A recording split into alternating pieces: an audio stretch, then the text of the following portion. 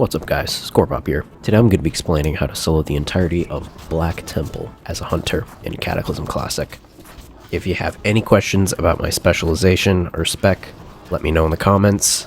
I'm going to put my spec that I chose for every single boss in the description.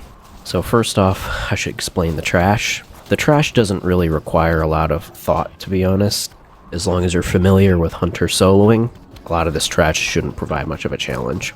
There is some trash right before the Shade of Akama that requires some thought and a kill order. When we get there, I'll let you know what to do. Now the first boss here is High Warlord Naj'entus. Now you may think there's no way this guy is soloable. I've actually went ahead and chose the specialized BM spec and pet talents. I'll put them in the description. So there's two things that make this not soloable. He uses Spike when you're nearby and not tanking the boss. And he has Title Shield, which means he goes completely immune to damage and he will not become attackable until he gets hit with the spike that you loot in your bags. So what do? First off, he will not use the spike on you if you're more than 80 yards away. So you've got to move further than 80 yards away. Well, how do you deal with the Title Shield? So when he casts Title Shield, you are going to dismiss your pet, and you're going to wait for him to run up to you, and then you're going to feign death. And what this is going to do is reset him so that he will get rid of all his debuffs, basically. He will start running over, but you want to quickly resummon your pet before he does that. It's a split second, but you can do it, and his health will not reset, and he will basically start the fight as if you just pulled him.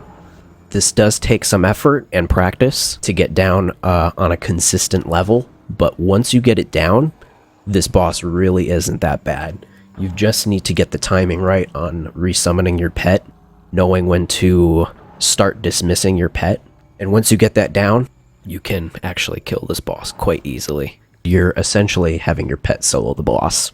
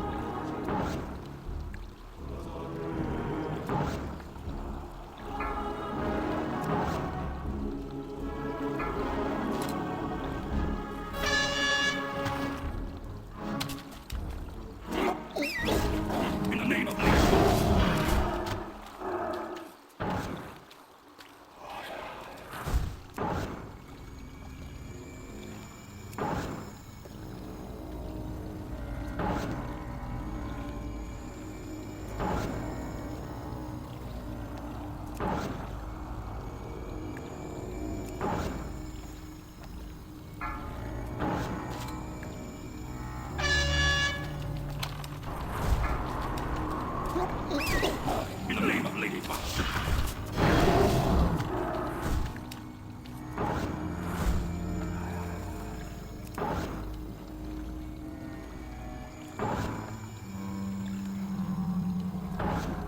Illidan will crush you.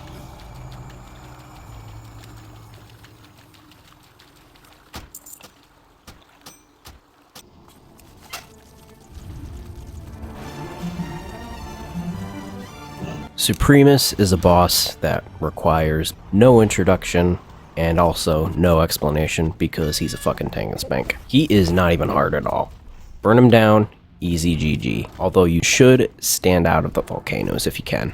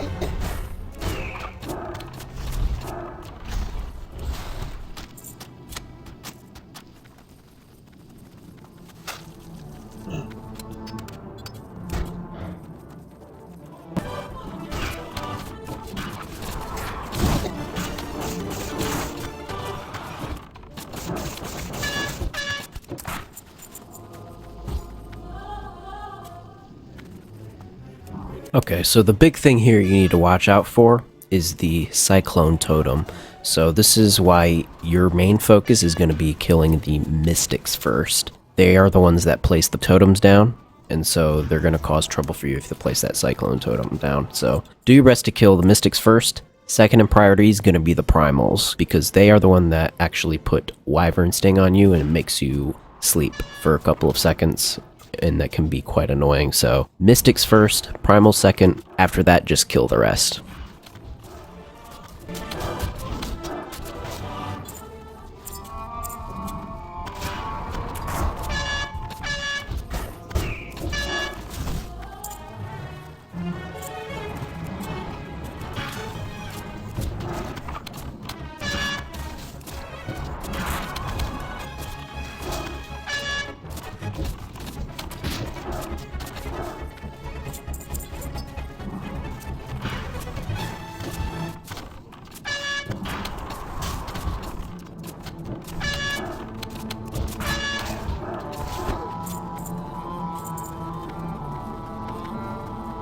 Alright, and here's Shade of Akama. This boss is very similar to Supremus in the fact that it's very, very easy. All you gotta do is kill the surrounding ads around Shade of Akama and the incoming ads that come in. I mean, that's all there really is to it. They don't really have a lot of mechanics. They have very little health. You can easily kill them. So just kill the ads. Eventually, Shade's gonna come down and start attacking Akama.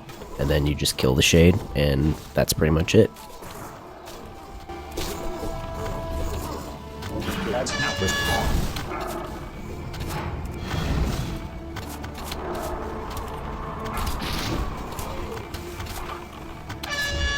Lads, now he's...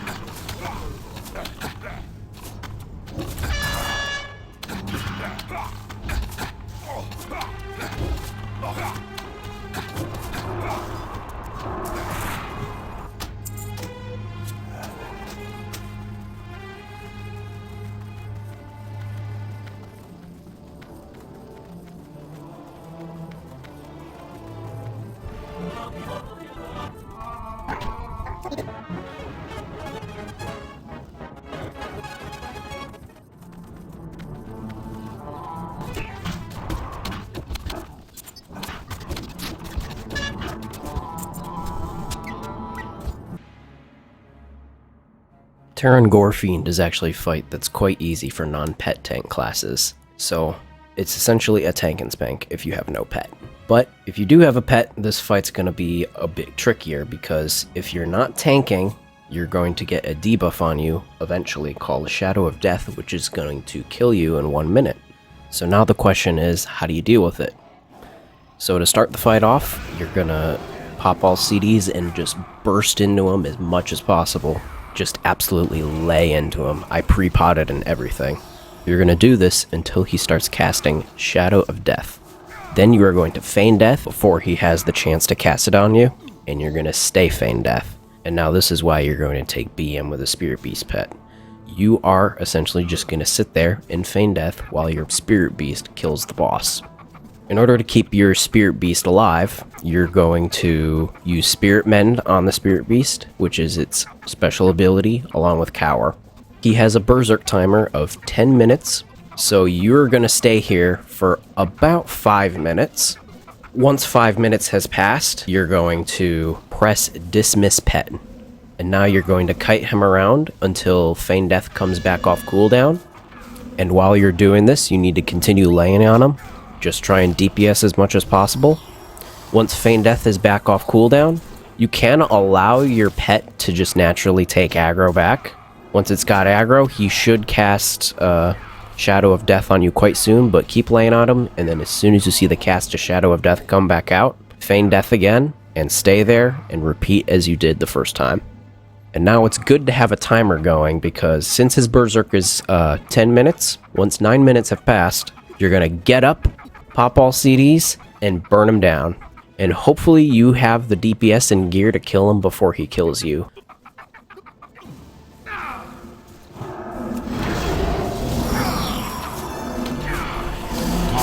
Get down!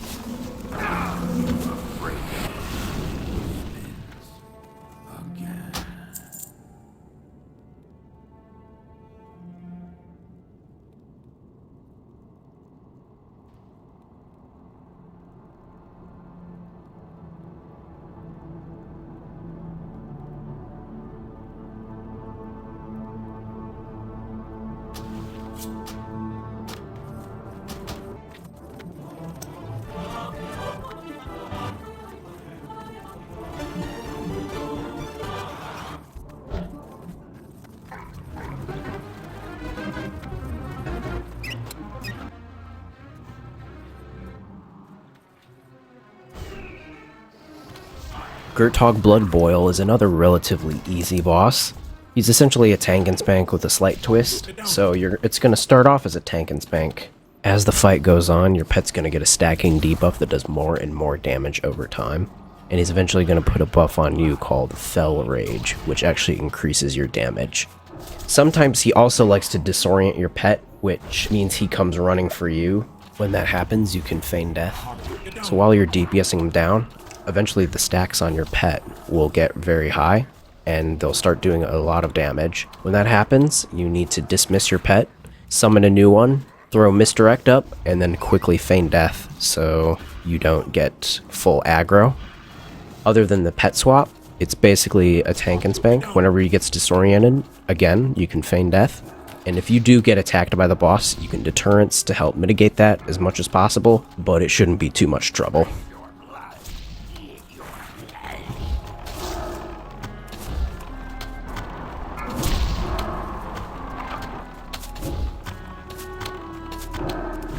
Get down!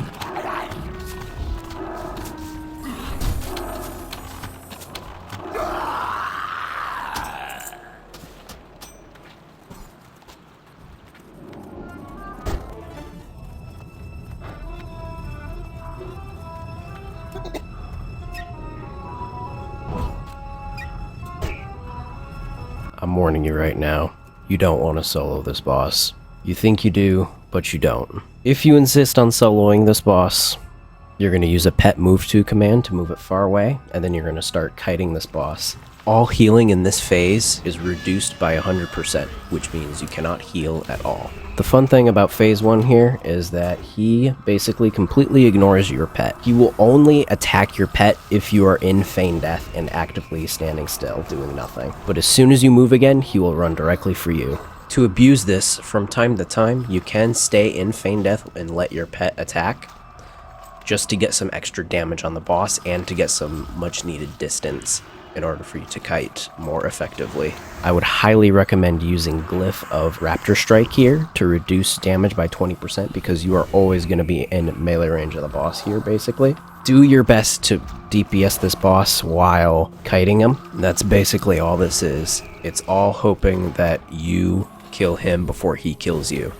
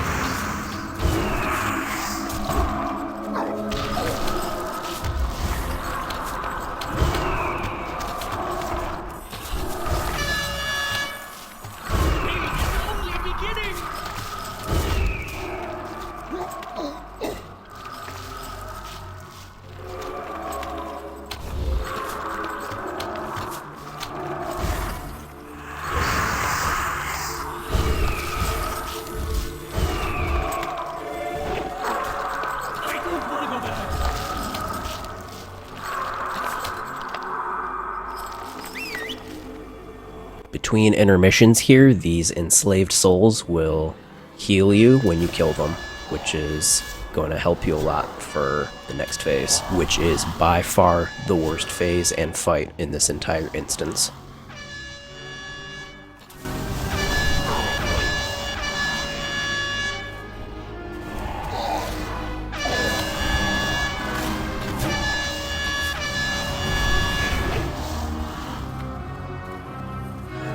Start off phase 2 by pre-positioning your pet near a place where you will be able to line of sight the boss. You want to do this because the Spirit Shock ability that the boss does requires line of sight.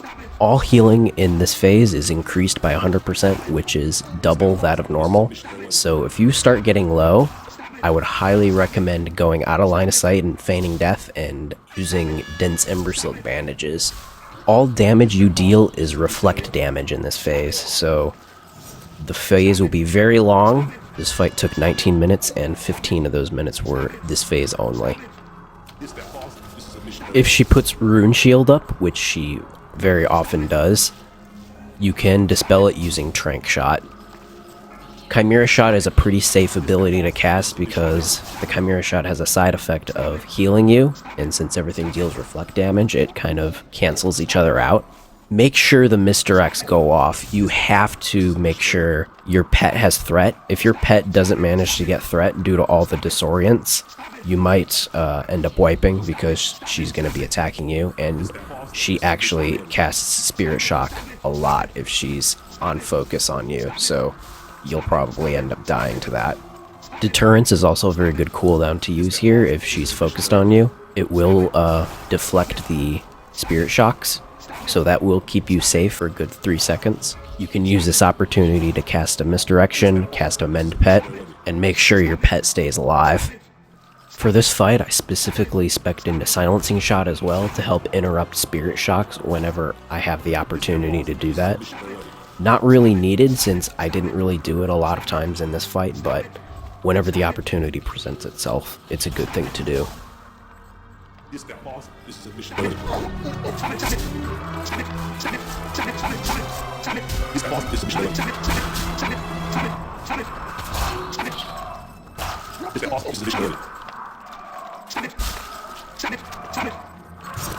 This boss is a mission. This boss is a mission. This boss is a mission. This boss is a mission. This boss is a mission. This boss is a mission.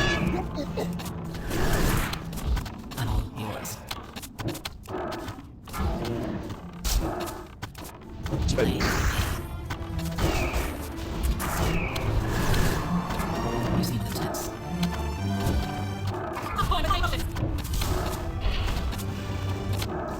Specced. I wasn't finished.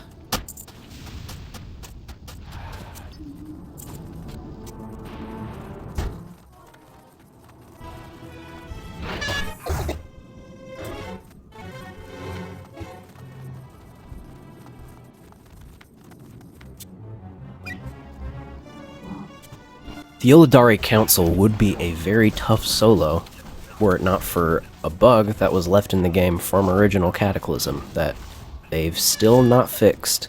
But I'll tell you what, I'm hoping they don't fix it, because were it not for this bug, I'm sure the fight would not be soloable at all by a hunter. The bug I'm referring to is the fact that when you wipe, their health does not go back up, so you can essentially bum rush this whole fight. Go in, damage them down, wipe, keep doing that until they're dead, basically. I was originally trying to come up with some penultimate strategy to solo this, but the gear level is very low right now, and compared to Firelands or Dragon Soul gear, we may be able to properly solo this in Dragon Soul gear, is my guess, but for the moment, we kind of have to rely on this bug.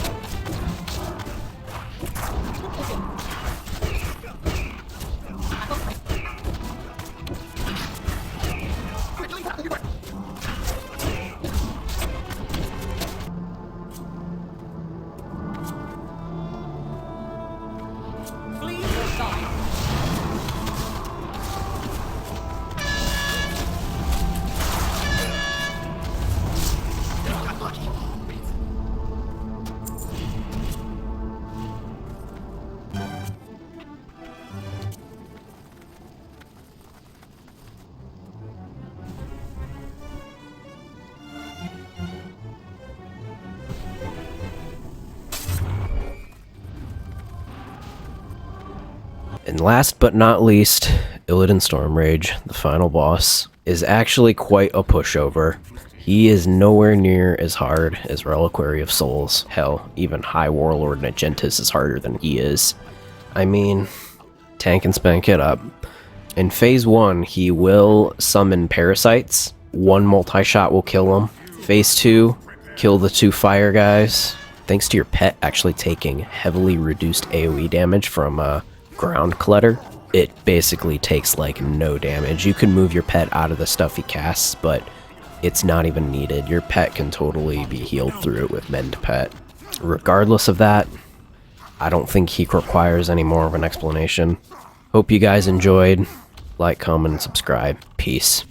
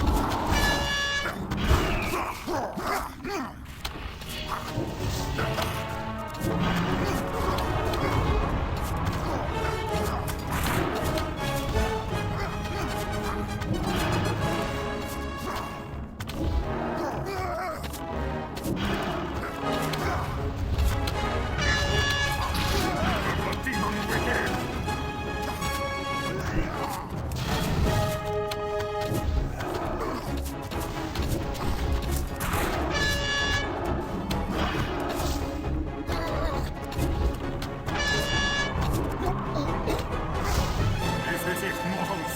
Is this all the fury you can muster?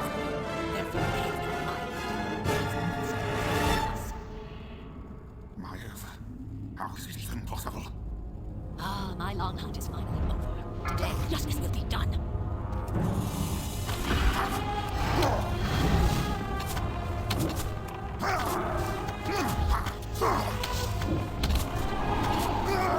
Get down!